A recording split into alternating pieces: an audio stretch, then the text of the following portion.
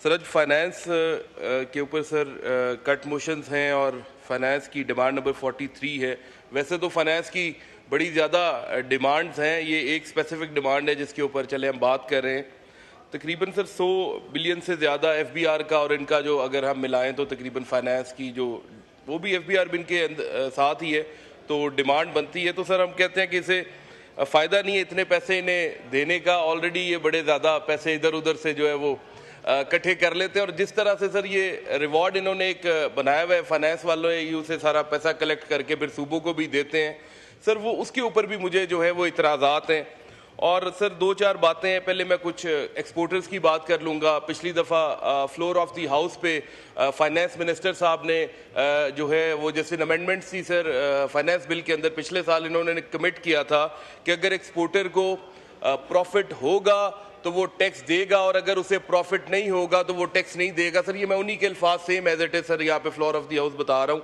लेकिन सर पहले वो 1% फाइनल टैक्स देता था।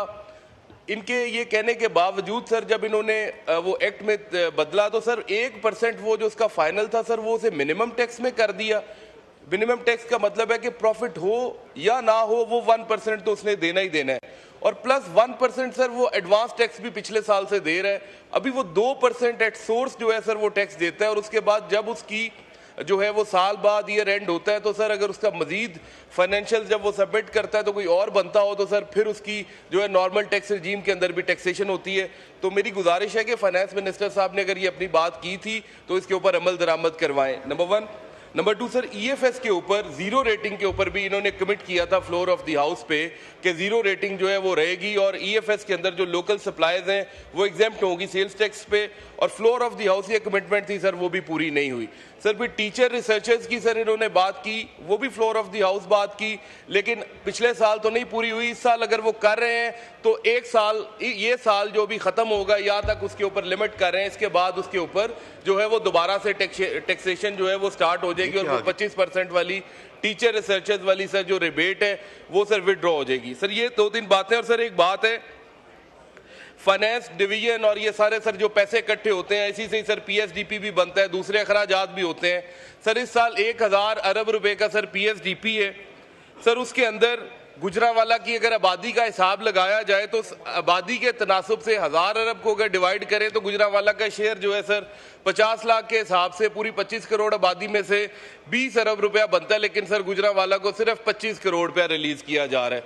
सर ये मेरे शहर के साथ एक ये ज्यादती है, ये ना करें, मेहरबानी करके जो हमारा हक बनता है सर वो दें। और दूसरा सर ये जो हम पैसे देते हैं सर सूबों के अंदर भी यही पैसे सर जाते हैं। तो मेरी एक और बड़ी मौदबाना सी गुजारिश है कि सर सूबे जो अपने ADPs बनाते हैं, एनुअल डेवलपमेंट प्रोजेक्ट्स बनाते हैं, सर उधर भी बड़ी ज्यादती कर देते हैं छोटे शहरों के साथ। सर जैसे हायर एजुकेशन का पंजाब के अंदर सर इन्होंने 40 अरब रुपया बजट रखा है और गुजरांवाला के अंदर वो जो यूनिवर्सिटी है सर वो 5.25 अरब रुपए की जो है उसकी कॉस्ट है और सिर्फ जो है उससे सर यही पैसे सर जाते हैं। तो मेरी एक और बड़ी मौदबाना सी गुजारिश है कि सर सूबे जो अपने ADPs बनाते हैं, एनुअल डेवलपमेंट प्रोजेक्ट्स बनाते हैं, सर उधर भी बड़ी ज्यादती कर देते हैं छोटे शहरों के साथ। सर जैसे हायर एजुकेशन का पंजाब के अंदर सर इन्होंने 40 अरब रुपया बजट रखा है और गुजरांवाला के अंदर वो जो यूनिवर्सिटी है सर वो 5.25 अरब रुपए की जो है उसकी कॉस्ट है और सिर्फ जो है उससे सर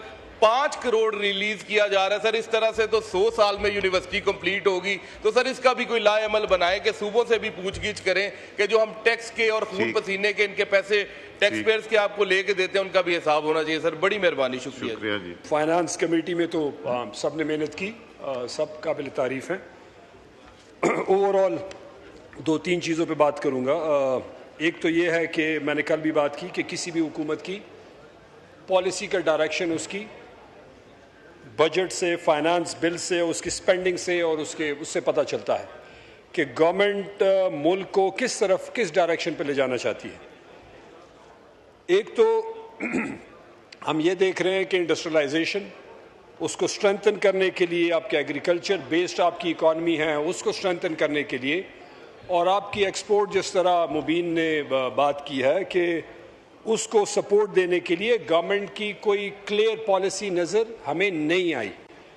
अब जब ये 3 चीज़ें आपकी इफ़ेक्ट होंगी तो आपकी इकॉनमी स्ट्रेंथन नहीं होगी, स्ट्रॉन्ग नहीं होगी, आपकी जॉब क्रिएशन नहीं होगी। अब सबसे इम्पॉर्टेंट चीज़ जो है, जो हुकूमत ने ग्रोथ बताई है कि 2.5% इस वक्त ग्रोथ है इकॉनमी की। तहरीक इंसाफ के टाइम में जब छोड़ के जा रहे थे तो इस वक्त इमरान खान के टाइम में 6.1% थी और 2.5% है पीडीएम की गवर्नमेंट की। अगर आप सिर्फ यूथ पे ही फोकस करें, इसमें हर साल तकरीबन 42 लाख बच्चा नौजवान लेबर वो जॉब मार्केट में आता है, तो 2.5 के हिसाब से 10 लाख लोग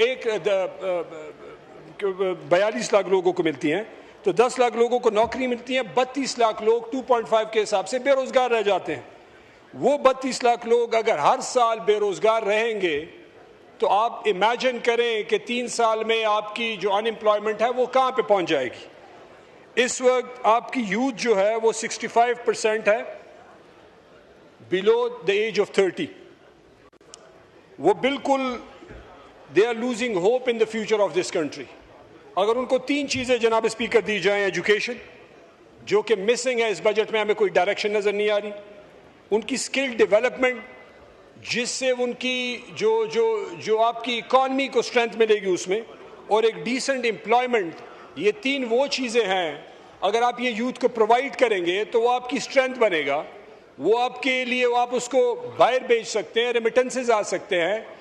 तीसरी और इम्पॉर्टेंट बात यह है कि जो आप स्किल डेवलपमेंट सिस्टम में कर रहे हैं वो इंडस्ट्री के साथ मैच ही नहीं होती। आप पढ़ा एक चीज़ रहे और इंडस्ट्री कोई और डिमांड कर रही है, तो अगर ये कहीं पे एक नहीं हो रही, कहीं पे उसको अलाइन नहीं किया जा रहा, तो मेरे ख्याल से हम बर्बादी की तरफ जा रहे हैं। आईटी सेक्टर को हमने टैक्स कर दिया है, तो अगर आईटी सेक्टर पे और टैक्स बढ़ाएंगे, ये यूथ आईटी में जॉब्स करती हैं, तो अनएम्प्लॉयमेंट और मुश्किलात और बढ़ेंगी। 2 चीज़ें और बात करना चाहते हूँ जनाब स्पीकर। एक तो खैबर पख्तूनख्वा से हमारा ताल्लुक़ है। इस वक्त खैबर पख्तूनख्वा के लिए पीएसडीपी में नई स्कीम में कोई स्कीम नहीं है। ऑन गोइंग में सिर्फ 55 करोड़ रुपए रखे हैं, बाकी सारे पैसे पंजाब और सिंध को गए हैं, तो इंतहाई अफसोस की बात है। खैबर पख्तूनख्वा के लोग बीसी पाकिस्तान के लोग हैं। और लास्टली आपने कार्बन लेवी लगाई, गरीब के लिए मुश्किलात हैं। 2.5 रुपए पेट्रोल का जो बोझ आपने मोटरसाइकिल वाले पे, चिंची वाले पे, रेडी वाले पे डाला, जो मोटरसाइकिल पे जो ट्रैवल करते हैं, तो उनके लिए आपने मुश्किलात, मैं वाइंड अप करता हूँ स्पीकर साहब, तो मुश्किलात बढ़ेंगी। मिनिमम वेज कहीं पे अनाउंस नहीं हुआ, तो गरीब बंदे के लिए इस बजट में क्या चीज़ है।